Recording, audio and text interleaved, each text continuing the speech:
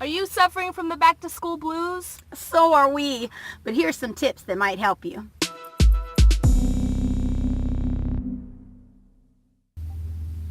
Back to school. Ugh, Look at me. I have no makeup on. I did put some lipstick. Not me. So here we are in DeeDee's van. It's our first Monday.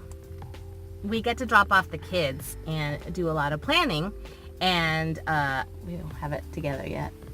No, but you know what? It's okay. Because this is my 8th year homeschooling, and the first week is always the toughest. I don't think it goes away. Well, it doesn't because of summer break. That's the thing. Because we took summer break. We're trying to remedy No that. summer break, ever. No. No, You have to take summer that's not the solution. But there is a solution. We're still searching for it. So we thought of some things that could possibly help you after we brainstormed what our mistakes were. So I went on vacation right before school started. So did I. And that was hard because when I got back, I felt like I didn't have all my ducks in a row. And when I don't have all my ducks in a row, I feel like I'm gonna fail. I was not ready to start school. I didn't feel ready. Mm-hmm. And my kids started moping and going, tomorrow's school. And they weren't very excited about it, which made me sad. Yeah. So I thought, okay, I have to do something to get them motivated and motivate myself. So I took them out to breakfast. You're so great. Tip number 1. Create a back to school tradition. Whether it's breakfast or going to the park or making pancakes in the morning. My back to school tradition is yell at everybody and then whip them into shape. Seems to work. But I like what you're talking about. Try to convince me. Well, I did maybe have threatened to stop homeschooling. And then James reminded me that they weren't vaccinated. I was like, oh, well, I guess we'll keep homeschooling. I think I threatened to put him back in public school at least once a year. But you said you looked at a bunch of blogs about back to school traditions. Yeah. You're all expired.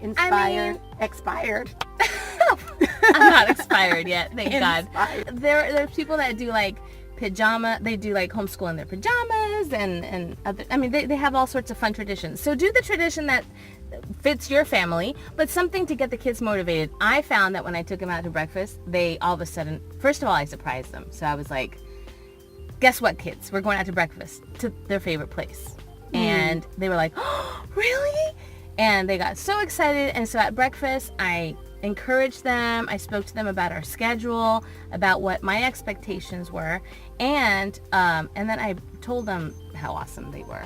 And that really helped me, and it helped them. And then we went walking, and then we went home and we did math. Everything I always dreamed it would be.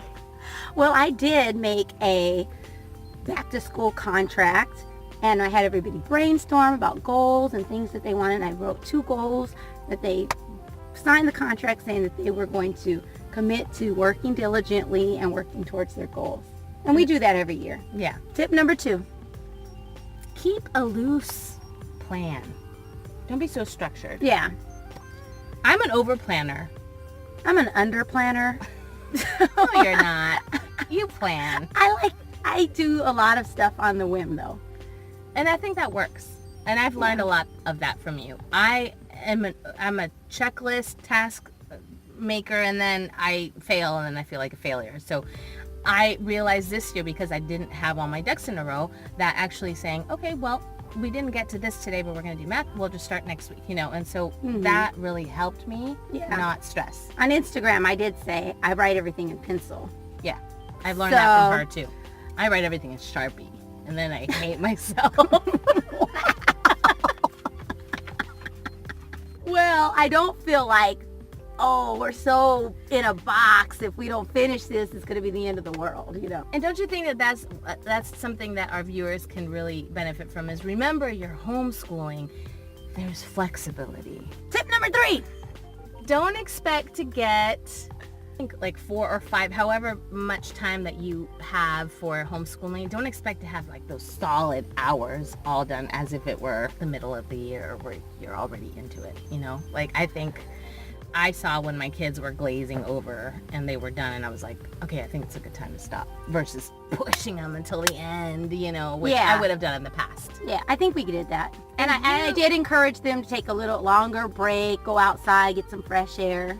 Yeah, and that's something that DeeDee has always inspired me to do, because I'm usually the type that we're gonna go full force, you know, and then I start running out of gas really soon, whereas she's very much about incrementing and is that a word, incrementing? She's really good about doing things in steps and slowly getting there, and then you're more successful. I followed your advice. You didn't follow your own advice. Tip number 4. Fun activities. Yes. Because sometimes we want to get right to it. Lesson 1, lesson 2, lesson 3 of all our curriculum. Well, I want to have fun activities all year long. I agree. And I say it every year. I kind of do it. I fall off. But I'm sticking with it. Good for you. Keep me accountable. Well, I had not planned very many fun activities. I had planned to do lesson 1 of all my curriculum. But I realized that's really unrealistic. I don't know what I was thinking when I did my plan. So I had a lot of little things that I had to get done, like covers. Like we're doing a lot of scrapbooks, and we're also doing a history timeline.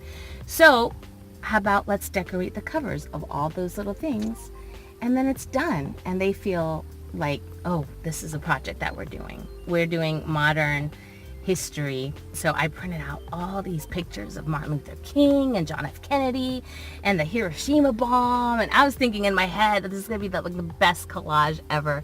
My son made a really cool collage, and my daughter's like, I don't want to use all these pictures. But now I feel like I'm forced to, because there's all this ink and paper that has been wasted, and so It's so hilarious. Anyway. Well, my fun activity is, I started doing this a couple years ago. We loved doing end of the day quiz soccer. Ooh. So the eraser would move along the board, you know, in either direction, and I would ask them questions in the subjects that we're studying. If you follow us on Instagram, you saw I did a post of this index cards with each of the subjects, and at the end of the day or the end of the week, I'll pull out those cards, and I've been writing on all along the week, and then I'll just ask them a science question, ask them a grammar question, ask them a spelling question, a math question, whatever, and we'll do the soccer, or I'll toss a ball to the person. I got to do more ball tossing because Angela's hand-eye coordination is suffering. Too, if you have little like bean bags, that we used to do that, having them answer while they're passing it from hand to hand. It helps cross the midline. And so we could be doing brain development and learning, review, and fun all at the same time. Amazing. We're all amazing. Her and her brain tips are going to be such a blessing to you. Yes. Like they are to me. Well, please hit subscribe, because you don't want to miss the video about the brain and all the upcoming tips. So don't forget to comment down below on what your back to school tips are. And don't forget to subscribe, because you don't want to miss any of the upcoming videos. We'll see you soon. Bye. Bye.